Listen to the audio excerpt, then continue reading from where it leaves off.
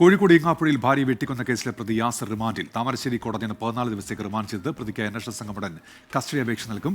Custody ലഭിച്ച ശേഷം പ്രതിയെ സംഭവ സ്ഥലത്തെത്തിച്ച് തെളിവെടുക്കും. സമീർ സി മുഹമ്മദ് ചേരുന്നുണ്ട് വിവരങ്ങളുമായി. സമീർ, എന്തൊക്കെയാണ് വിവരങ്ങൾ?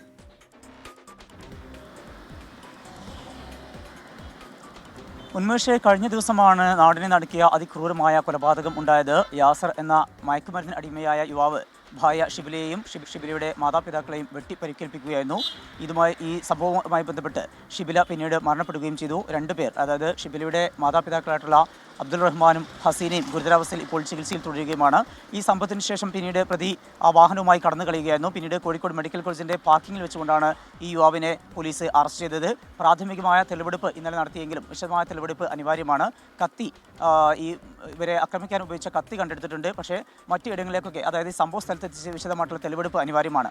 ആ ഒരു സാഹചര്യത്തിലാണ് ഈ അന്വേഷണ സംഘം പ്രതിയെ ഉടൻ തന്നെ കസ്റ്റഡിയിൽ വാങ്ങാനുള്ള നടപടിയുമായിട്ട് മുന്നോട്ട് പോകുന്നത്. ഇന്നലെ രാത്രി 8:30 കൂടിയാണ് താമരശ്ശേരി മജിസ്ട്രേറ്റ് കോടതിയിൽ ഹാജരാക്കിക്കൊണ്ട് ഈ പ്രതിയെ റിമാൻഡ് ചെയ്തത്. ശരി, സമീർ സി മുഹമ്മദാണ് വാർത്തയുടെ വിശദാംശങ്ങൾ നൽകിയത്.